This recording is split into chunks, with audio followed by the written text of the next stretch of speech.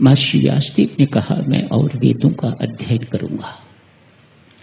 मानो उनकी जो फेवरेट चीज थी उसके विषय में उन्होंने कह दिया।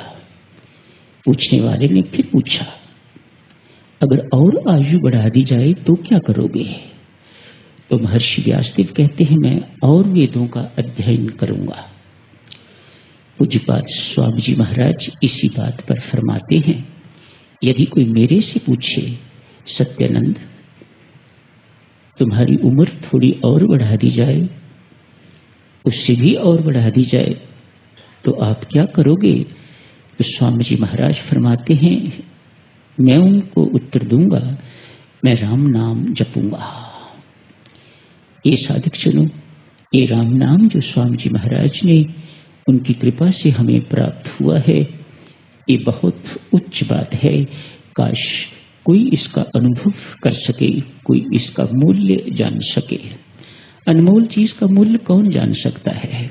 कोई नहीं। अनमोल तो अनमोल ही रहेगी, अमूल्य ही रहेगी। तो मैं आप जी से अर्ज कर रहा था कि हमारे कुल की क्या विशेषताएं हैं। स्वामी जी महाराज स्वयं राम राम जपते रहे हैं, राम राम जपने के लिए प्रार्थना करते हैं, इसके अतिरिक्त और कुछ नहीं। कहते हैं, तेरे सारे दुखा दा दारू इक्को पुड़ी राम नाम थी। विश्वास रखिएगा इस बात के ऊपर। हमें विश्वास की कमी होती है तो इसलिए हम अपने कुल से हट जाते हैं। अमृतवाणी का नित्य गाना, राम राम मन बीच रमाना, देता संकट विपद निवार, करता शुभ श्री मंगलाचार। कभी विचार किया है आपने इन 4 लाइनों के ऊपर स्वामी जी महाराज ने कितनी ऊंची घोषणा करी है? ये विश्वास की कमी ही है कि हमें एक दर से दूसरे दर पर जाना पड़ता है। अन्यथा आपका कुल, आपका दर इस प्रकार का है, ये द्वार स्वामी जी महाराज का इस प्रकार का है, ये राम नाम का द्वार इस प्रकार का है कि आपको कोई दूसरा द्वार देखने की कहीं कोई गुंजाइश नहीं। अविश्वास है तो फिर तो आदमी भटकता ही रहता है, वह कहीं लक्ष्य तो कभी प्राप्त नहीं कर सकता। तो राम राम जपना ही हमारा काम है। विश्वास पूर्वक जपिएगा, श्रद्धा पूर्वक जपिएगा, ये हमारी कुल की पहचान होनी चाहिए। स्वामी जी महाराज अपने विषय में थोड़ा सा कहते हैं।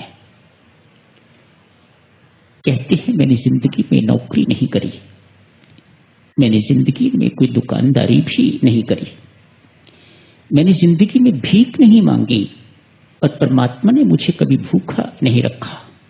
मानो हाथ फैलाने की हमारी परंपरा नहीं है, मांगने की परंपरा हमारी नहीं है। स्वामी जी महाराज के कुल के विषय में आप जी की सेवा में कहा जा रहा है, यदि साधक जनों कोई मांगने के लिए आता है स्वामी जी के नाम पर, तो आप समझ लीजिएगा ये स्वामी जी महाराज से जुड़ा हुआ अब नहीं है।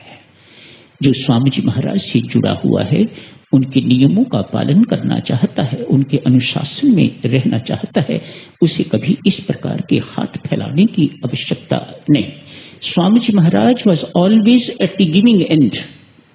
हमेशा उन्होंने दिया ही दिया है, अब भी दे रहे हैं और आगे भी वे देते ही रहेंगे। उनका भंडार इतना भरा हुआ है, अक्षय भंडार है उनका। एक बात हो गई। दूसरी बात स्वामी जी महाराज अपने ही विषय में बताते हैं, इतने वर्ष की आयु में जिया हूं, मैंने बच्चे से लेके महिला पुरुष किसी को अपने पांव छूने की इजाजत नहीं दी। आपको साधक जनों ये बातें सुनने में बहुत मामूली लगती होंगी, लेकिन जरा गंभीरता से इन पर चिंतन मनन कीजिएगा तो आपको पता लगेगा कैसे कुल से हैं आप, कितनी महानता इन बातों में छिपी हुई है। स्वामी जी महाराज इस बात को कुप्रथा मानते, ये ठीक नहीं है, इसकी आवश्यकता नहीं है, दिमाग खराब करने वाली चीज है, मतिहीन बनाने वाली चीजें हैं, ये बुद्धि बिगाड़ने वाली चीजें हैं। आप देखते ही हो ना, मैं क्या कहूं अपने मुख से। पांव को हाथ लगवाने वाले आगे पांव फैला देते हैं और लोग मस्तक उनके चरणों पर रख के निकलते जाते हैं। मात्र इतना ही नहीं, फिर चढ़ावा भी चढ़ता है। स्वामी जी महाराज ने ऐसा बिल्कुल कुछ नहीं किया। इन बातों को स्वामी जी महाराज ने प्रोत्साहन नहीं दिया। इन बातों को उन्होंने अपने जीवन में आने की इजाजत ही नहीं दी, आने ही नहीं दिया। और यही चाहा, जो उनके चरण चिन्हों पर चलना चाहते हैं उन्हें भी यही सब कुछ पालन करना चाहिए। यदि स्वामी जी महाराज के आदेशों के अंतर्गत, उनके अनुशासन में, उनके नियंत्रण में, उनके नियमों का पालन करना चाहते हो साधक जनों, तो आप जी को भी इन सब बातों का ध्यान रखने की आवश्यकता है। ये गलत हल्की तरह के प्रचार अपने लिए, अपनी संस्था के लिए, राम नाम के लिए, ये स्वामी जी महाराज की प्रथा नहीं है। कहते हैं एक दफा गुरदासपुर पंजाब में स्वामी जी महाराज रुके हुए थे।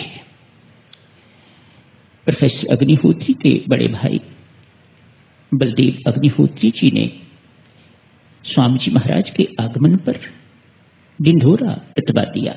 छोटी सी जगह थी उस वक्त, अभी इतनी बड़ी नहीं है, छोटी सी जगह थी। एक ढिंढोरे वाले को कहा ढिंढोरा पीटो। 1 पैसा लगता था उस वक्त, 1 पैसा दिया और ढिंढोरा पिट गया। क्या अनाउंसमेंट हो रही है, स्वामी सत्यानंद जी महाराज का इस नगर में आगमन हो गया हुआ है, ये सूचना दी जा रही है। स्वामी जी महाराज अपने कमरे से बाहर निकले। बाहर निकल के मुस्कुराते हुए निकले, सदा मुस्कुराते रहते थे। उनके चेहरे पर कभी उदासी किसी ने नहीं देखी। कैसा कमल जैसा खिला हुआ चेहरा उनका हुआ करता था, ओजस्वी तेजस्वी चेहरा। काश मुझ बदनसीब को भी उनके दर्शन हुए होते। हमेशा खिला हुआ चेहरा, चिड़चिड़ापन बिल्कुल नहीं। जिस चेहरे को देखने को मन न करे, वह कैसे आदमी स्वामी जी महाराज का शिष्य उसे कहा जाए। हर वक्त मुस्कुराता हुआ खिला हुआ चेहरा साधक का होना चाहिए। इतने कुल से, इतने बड़े कुल से संबंधित हो, फिर रोता हुआ उदास चेहरा, ये शोभा नहीं देता। मानो अभी अंदर बहुत गंदगी भरी पड़ी है, अंदर क्रोध भरा पड़ा है, अंदर अभिमान बड़ा पड़ा है। बाहर से बेशक आप चिट्टे गोरे दिखाई देते हो, लेकिन अंदर से अभी काले हो, अंदर अभी साफ नहीं हुआ है। स्वामी जी महाराज का अंदर बाहर बिल्कुल साफ सुथरा था। स्वामी जी महाराज मुस्कुराते हुए बाहर निकले। संयोग की बात है, वही बलदेव ही बाहर मिल गए। उन्हीं से पूछते हैं, बलदेव ये किसने ढिंढोरा पिटवाया होगा, ये किसने बुनियादी करवाई होगी। लगा स्वामी जी महाराज को अच्छा लगा है, ये मुस्कुरा रहे हैं, हंस रहे हैं, तो बड़े चाव से कहा, स्वामी जी मैंने खवाई, 1 पैसा दिया था और उसने सारे नगर की। तुझे कब अकल आएगी बलदेव। तत्काल उनका आचरण, उनका चेहरा थोड़ी देर के लिए तत्काल बदल गया। तुझे कब अकल आएगी बलदेव, तूने मेरा ही ढिंढोरा पिटवा दिया। स्वामी जी महाराज को ये चीप बातें, ये सस्ती बातें, ये हल्की बातें बिल्कुल पसंद नहीं थी। फिर कैसी बातें पसंद थी। स्वामी जी महाराज अपने विषय में मेरी माता और सज्जनों कहते हैं, मैं बहुत रुल खुल के पला हूं। ठीक भी है, जिंदगी में अंतिम वर्षों को छोड़ के कहीं रहने का ठिकाना नहीं था। आर्य समाज से संबंधित थे तो आर्य समाजों में ही रहा करते थे। शिमला के आर्य समाज में गए, जाके वहां कुछ दिन रहने का प्रोग्राम था, रहते थे। वहां की पंडित जी ने कहा, स्वामी जी लोगों ने आर्य समाज में आना बंद कर दिया है, लोग यहां आते जाते नहीं हैं। अब रविवार के रविवार हवन होता है, उसमें भी लोग आते नहीं हैं। स्वामी जी महाराज ने इस बात को थोड़ा गंभीरता से लिया। कहने लगे, आज रात से यहां पर रामायण जी का पाठ शुरू करते हैं।